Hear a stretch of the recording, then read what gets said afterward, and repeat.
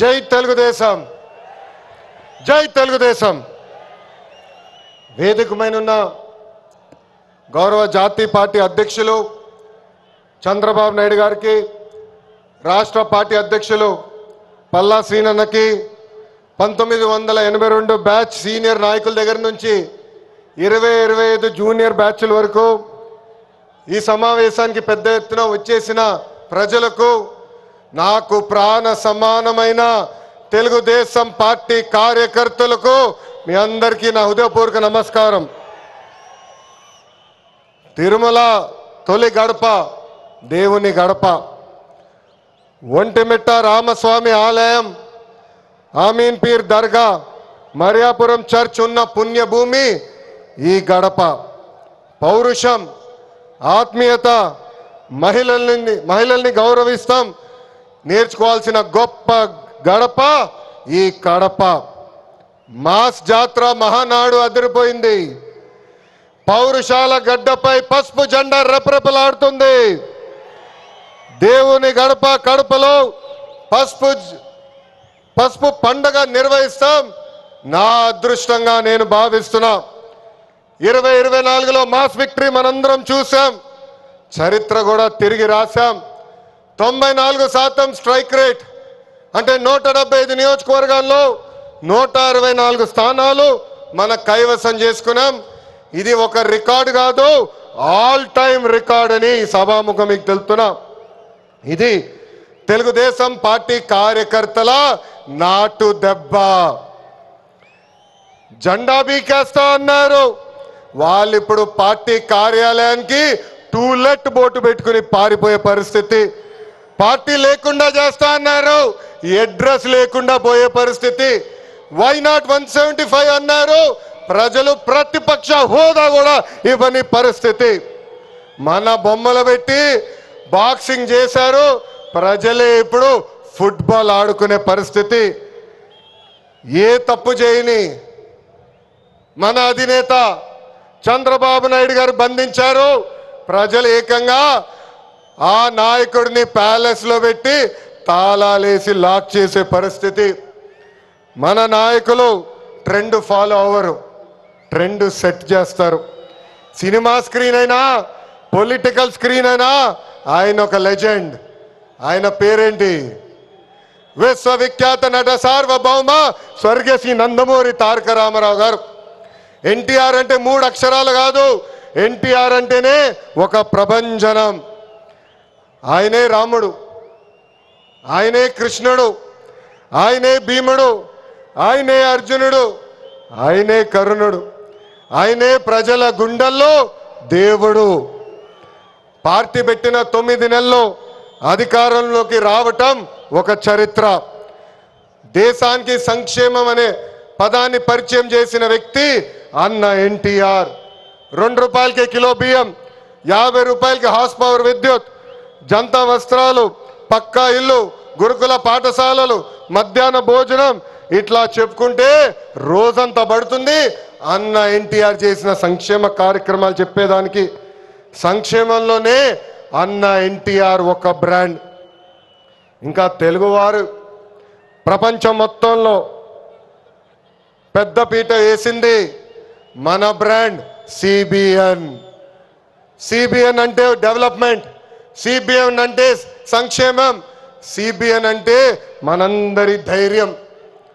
అప్పుడు ఐటీ, ఇప్పుడు ఏఐ, అప్పుడు హైటెక్ సిటీ, ఇప్పుడు క్వాంటమ్ వ్యాలీ, అప్పుడు సైబరాబాద్, ఇప్పుడు అమరావతి.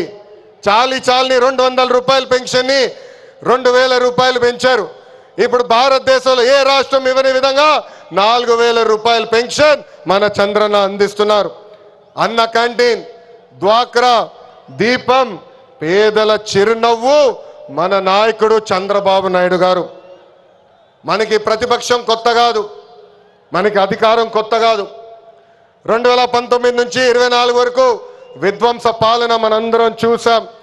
ప్రశ్నిస్తే కేసులు, నా పైన కూడా 23 కేసులు పెట్టారు.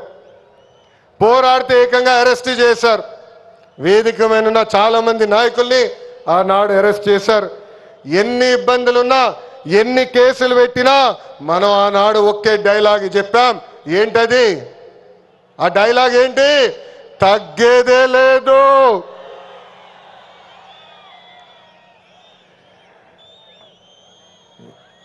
మనందరం చూసాం. ప్రత్యర్థులు దాడి చేసినా, తొడగొట్టి మీసం మిలేసిన అంజిరెడ్డి తాతనే మనందరికి దమ్ము.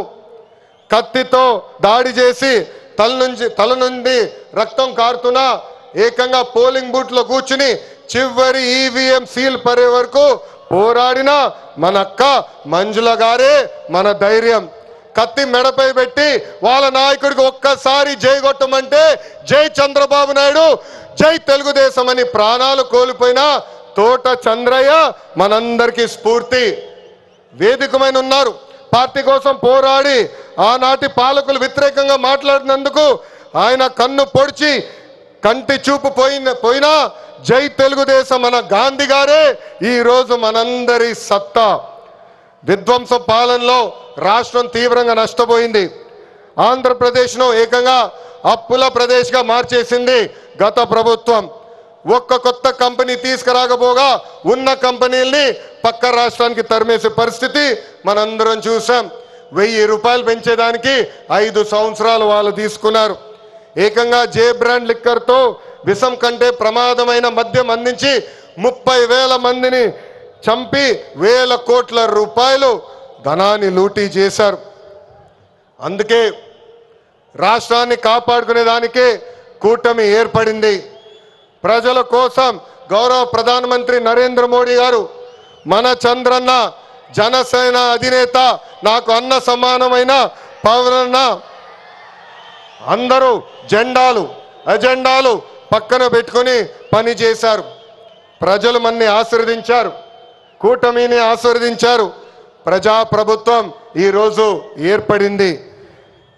ఎన్ని ఆర్థిక ఇబ్బందులున్నా ఇచ్చిన ప్రతి హామీ కూటమి ప్రభుత్వం నిలబెట్టుకుంటూ ముందరికెళ్తుంది. దేశంలో ఏ రాష్ట్రంలో ఇవ్వని విధంగా వృద్ధులకి 4,000 రూపాయలు, వికలాంగులకి 6,000 రూపాయలు, ఏకంగా బెడ్కి పరిమితం అవుతే 15,000 రూపాయలు ప్రతి నెల పెన్షన్ ఇచ్చి ఆదుకుంటుంది కూటమి ప్రభుత్వం. దీపం పథకం కింద ప్రతి ఏటా ఉచితంగా 3 గ్యాస్ సిలిండర్లు కూడా మన ప్రభుత్వం అందజేస్తుంది. ఇంకా అన్న క్యాంటీన్లు కూడా తిరిగి ప్రారంభించాం. ఇంకా జూన్ మాసంలోనే తల్లికి వందనం కూడా మన ప్రభుత్వం ఇవ్వబోతుంది. అన్నదాత సుఖీభవ త్వరలో అమలు చేస్తున్నాం. ఆగస్ట్ 15 నుంచి మా అక్క చెల్లెలు, పెద్దమ్మ, చిన్నమ్మలు ఆర్టీసీ బస్సులో ఉచితంగా కూడా ప్రయాణించే హక్కు మన ప్రభుత్వం కల్పించబోతుంది. ఇంకా 16,347 పోస్టులతో మెగా డిఎస్సి మనం ప్రకటించుకున్నాం. జూన్ మాసంలో ఎగ్జామ్స్ నిర్వహించి ఏకంగా వచ్చే అకాడమిక్ ఇయర్కి ఉపాధ్యాయుల్ని కూడా పొజిషన్ చేస్తాం. పోయిన ఎన్నికల్లో ప్రభుత్వ ఉద్యోగస్తులందరూ కూటమి ప్రభుత్వానికి సహకరించారు. ప్రతి నెల 1వ తారీఖు నాడు వాళ్ళ జీతాలు ప్రభుత్వం చెల్లిస్తుంది. వాళ్ళకి అనేక సమస్యలు ఉన్నాయి. ఆ సమస్యలన్నీ కూడా ఒక పద్ధతి ప్రకారం కూటమి ప్రభుత్వం పరిష్కరిస్తుందని ఈ సభాముఖం వాళ్ళందరికీ తెలుపుతున్నాం. అభివృద్ధి వికేంద్రీకరణ అనేది మన ఎజెండా. మిషన్ రాయలసీమ అన్నాడు నేను ప్రకటించా. ఆ మిషన్ రాయలసీమ అమలు చేసడానికి ఈరోజు మన ప్రభుత్వం పనిచేస్తుంది. రాయలసీమను ఒక automotive, electronics, renewable energy, horticulture హబ్గా తీర్చిదిద్దుతున్నాము. ప్రకాశం జిల్లాలో రిలయన్స్ సిబిజీ ప్లాంట్స్ ఏర్పాటు చేస్తున్నాం. ఉభయ గోదావరి జిల్లాలో పెద్ద ఎత్తున ఆక్వాని ప్రోత్సహిస్తున్నాం. ఏకంగా ఉత్తరాంధ్రలో ఐటీ, ఫార్మా, మెడికల్ ఎక్విప్మెంట్ తయారీ, ఏకంగా భారతదేశంలోనే అతిపెద్ద స్టీల్ ప్లాంట్ ఆసిలర్ మిత్తల్ ప్లాంట్ కూడా మనం తీసుకొస్తాం జరిగింది. గడిచిన 11 నెలల్లో 8.5 లక్షల కోట్ల విలువైన పెట్టుబడి, తద్వారా 6 లక్షల మందికి ఉద్యోగాలు కల్పించే దిశగా మన ప్రభుత్వం ఒప్పందాలు కుదుర్చుకుంది. ఇంకా తెలుగుదేశం పార్టీలో మా కార్యకర్తలే అధినేత. దేశంలో ఏ పార్టీ ఇవ్వని గౌరవం తెలుగుదేశం పార్టీ కార్యకర్తలకి ఇస్తుంది. దేశంలో ఏ పార్టీకి 1 కోటి మంది సభ్యులు లేరు. అదే మన పసుపు జెండా పవర్, అదే ఈ పసుపు సైన్యం పవర్. సభ్యత్వంలో కూడా ఎవరు మన రికార్డు బద్దలగొట్టే పరిస్థితుల్లో లేరు. ఈరోజు 5 లక్షల ప్రమాద బీమా అందిస్తున్నాం. ఫ్యాక్షన్లో ఎవరైనా చనిపోతే వాళ్ళ బిడ్డల ఫ్యాక్షన్లోకి వెళ్లకుండా ఎన్టీఆర్ మోడల్ స్కూల్లో మన నాయకుడు చంద్రబాబు నాయుడు గారు ఈరోజు చదివిస్తాం జరుగుతుంది. విద్య, వైద్యం, స్వయం ఉపాధి ఇలా 140 కోట్ల రూపాయలు కేవలం కార్యకర్తల సంక్షేమం కోసం ఖర్చు పెట్టిన పార్టీ తెలుగుదేశం పార్టీ. నేను స్వయంగా వైసీపీ హయాంలో ఇబ్బంది పడిన కుటుంబాలని కలుస్తున్నా. ఒక్కొక్కరిని కలిసి వాళ్ళకైనా సమస్యలు ఉంటే మేము పరిష్కరిస్తున్నాం. అంతేకాదు మన అధినేత చంద్రబాబు నాయుడు గారు కానీ నేను జిల్లాకు వచ్చినప్పుడు ప్రభుత్వ కార్యక్రమానికి వెళ్లే ముందల ఆనాడు మేము ఇచ్చిన హామీ మేరకు ముందల ఉత్తమ కార్యకర్తలు కలిసిన తర్వాతనే ప్రభుత్వ కార్యక్రమాలకి మేము వెళ్తాం జరుగుతుంది. నేను సీనియర్ని జూనియర్ని సమానం గౌరవిస్తా, కానీ పనిచేసే వాళ్ళని ప్రోత్సహిస్తా. ప్రతి కార్యక్రమంలో కార్యకర్తలు భాగస్వామ్యం అవ్వాలి, కలిసికట్టుగా పనిచేయాలి. మన చేస్తున్న సంక్షేమ అభివృద్ధి కార్యక్రమాలు ప్రజల్లోకి తీసుకురావాల్సిన అవసరం చాలా చాలా ఉంది. ఇక్కడున్న ఎంతోమంది మన అధ్యక్షుడు వారు చంద్రబాబు నాయుడు గారిని కలిశారు, నన్ను కూడా కలిశారు. పాదయాత్రలో లక్షలాది మంది నాతో ఏకంగా ఫోటోలు దిగారు. ఈ సభాముఖంగా వైకాపా కార్యకర్తలు ఆలోచించమంటున్నా, ఏనాడైనా మీ నాయకుడు మిమ్మల్ని కలిశాడా? ఏనాడైనా మీ నాయకుడు మీతో ఫోటో దిగారా? అధికారంలో ఎందుకో ఇప్పుడు ప్రతిపక్షంలో కూడా తాడేపల్లి కొంపకెళ్తే no entry, palace doors closed అని చెప్పే పరిస్థితికి వచ్చారు. గౌరవ ముఖ్యమంత్రి చంద్రబాబు నాయుడు గారు, గౌరవ ఉప ముఖ్యమంత్రి పవన్ అన్న కలిసి రాష్ట్రాన్ని అన్ని రకాలుగా అభివృద్ధి చేస్తున్నారు. గౌరవ ప్రధానమంత్రి గారు రాష్ట్రానికి పూర్తిగా సహకారం అందిస్తున్నారు. ఏకంగా ఆంధ్ర రాష్ట్ర ప్రజలు కోరిన అన్ని కోరికలు ఈరోజు గౌరవ ప్రధానమంత్రి గారు తీర్చుతున్నారు. దానికి కారణం ఒకటే, మొన్న జరిగిన ఎన్నికల్లో 25 స్థానాల్లో ఎప్పుడైతే కూటమి పార్లమెంట్ 25 స్థానాల్లో కూటమి ఎప్పుడైతే 21 స్థానాలు గెలిచిందో, ఎస్ ఆంధ్ర రాష్ట్రం ఇప్పుడు ఎన్డీఏ వెనకుంది, ఆంధ్ర రాష్ట్రం ఎన్డీఏకి కట్టుబడి ఉంది. అందుకే ఆంధ్ర రాష్ట్రానికి నేను అన్ని చేస్తానని అడుగు వేశారు మన గౌరవ ప్రధానమంత్రి నరేంద్ర మోడీ గారు. ఇప్పుడు మనం చేయాల్సింది ఒకటి ఉంది, ప్రజలకు దగ్గర అవ్వాలి. అహంకారం, ఈగో పక్కన పెట్టుకోవాలి. అహంకారం ఉంటే ఏమవుతుందో మనందరం చూసాం. 151 సీట్లు ఏమైంది? 151 సీట్లు ఏమైంది? 11 అయ్యాయి. అందుకే నేలపై ఉండాలి, ప్రజలకు సేవ చేయాలి. అధికారంలో ఉన్న ప్రతిపక్షంలో ఉన్నట్టు మనం అందరం వ్యవహరించాలి. చిన్న కుటుంబంలోనే సమస్యలు ఉంటాయి. 3 పార్టీలు కలిసినప్పుడు చిన్న సమస్యలు రావటం సహజమే. ఈగోలు పక్కన పెట్టండి, అందరం కలిసి పనిచేద్దాం. విడాకులు, మిస్ఫైర్లు, క్రాస్ ఫైర్లు ఎట్టి పరిస్థితుల్లో జరిగేదానికి లేదని ఈ సభాముఖ కార్యకర్తలందరికీ నేను తెలుపుతున్నా. ఈ మహానాడు వేదికగా ఒక ముఖ్యమైన విషయం ఆంధ్ర రాష్ట్ర ప్రజలకి నేను చెప్పదలుచుకున్నా.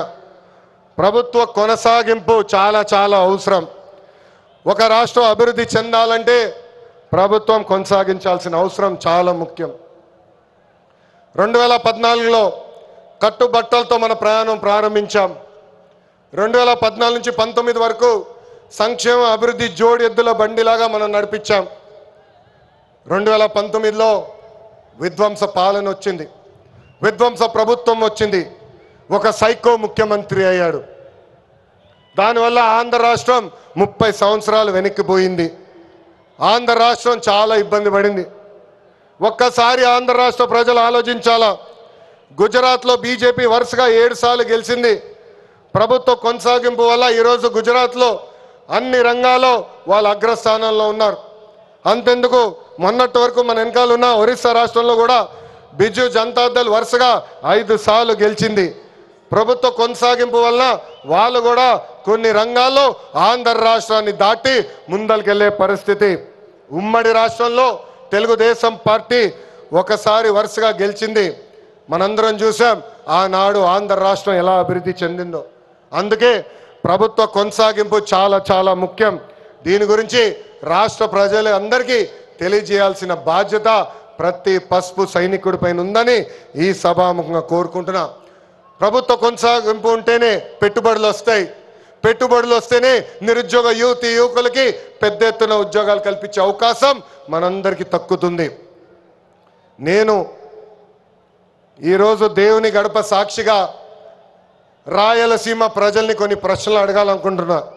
రెడీనా? రెడీనా? తల్లిని చెల్లిని మెడబట్టుకుని బయటికి గెంటేసింది ఎవరు? ఎవరు? సొంత బాబాయిని లేపేసింది ఎవరు? జే బ్రాండ్లు అమ్మి పేదల రక్తం దాగింది ఎవరు? బల్ల కింద ఉన్న ఎర్ర బటన్ నొక్కి ప్రజల్ని బాధింది ఎవరు? అందరూ ఎర్ర బుక్కు అని ఏడుస్తున్నారు. ఎందుకయ్యా అంత ఏడుపు? నేను ఆనాడు చెప్పింది ఏంటి? ఎవరైతే చట్టాన్ని ఉల్లంఘించి ప్రజల్ని కార్యకర్తలు ఇబ్బంది పెట్టారో చట్టపరంగా వాళ్ళపైన యాక్షన్ తీసుకుంటానని నేను చెప్పా. ఈరోజు ఎర్ర బుక్ కాదు కదా, ఎర్ర రంగు చూస్తేనే వణికిపోయే పరిస్థితి వస్తుంది. ఎర్ర బుక్ అంటే ఒకడికి గుండుపోటు వచ్చింది. ఎర్ర బుక్ అంటేనే ఒకడు బాత్రూంలో కాలు జారి చెయ్యి ఎర్రగొట్టుకున్నాడు. ఇంకొకడు ఏమయ్యాడో మీ అందరికి తెలుసు. అర్థమైందా రాజా? అర్థమైందా రాజా? సమాజమే దేవాలయం, ప్రజలే దేవుళ్ళు అన్నారు అన్న ఎన్టీఆర్. అందుకే మనం 6 శాసనాలు ప్రకటించాం. తెలుగు జాతి విశ్వఖ్యాతి, స్త్రీ శక్తి, యువగలం, పేదల సేవల్లో సోషల్ రీఇంజనీరింగ్, అన్నదాతకు అండగా కార్యకర్తలే అధినేత.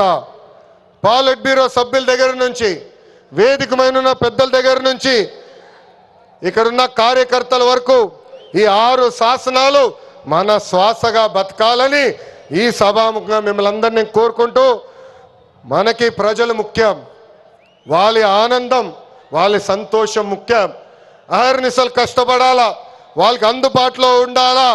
తిరిగి 2029లో మళ్ళీ కూటమి ప్రభుత్వాన్ని గెలిపించాలని ఈ సభాముఖంగా కార్యకర్తలందరూ తెలుపుకుంటూ, ఎప్పుడు మా ఇంటి తలుపు మీకోసం తెరుచుంటాయి.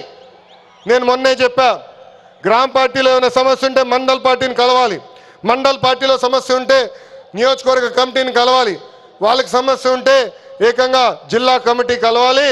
వాళ్ళ కూడా సమస్య పరిష్కారం కాకపోతే ఎప్పుడు నవ్వుతున్న మన అధ్యక్షుల వారు పల్లా శ్రీనివాస్ గారిని కలవాలి. ఆయన వల్ల కూడా అయిపోతే మీ లోకేష్ మీకు అండగా నిలబడతారు. మీ సమస్య పరిష్కరించే బాధ్యత నేను తీసుకుంటానని పసుపు సైన్యానికి ఈ సభాముఖంగా నేను హామీ ఇస్తూ, ఈరోజు గౌరవ ముఖ్యమంత్రి గారు చంద్రబాబు నాయుడు గారు వేదిక పైన వచ్చినప్పుడు ఒక పాట పెట్టారు. ఆ క్షణంలో నాకు చాలా బాధ వేసింది. ఎందుకంటే ఆ పాట వినిన తర్వాత గౌరవ ముఖ్యమంత్రి గారిని నేను రాజమండ్రి జైల్లో మొదటిసారి కలిసిన సంఘటన గుర్తొచ్చింది. చాలా బాధ వేసింది. ప్రజల కోసం ఆయన జీవితం ఆల్మోస్ట్ పోయింది.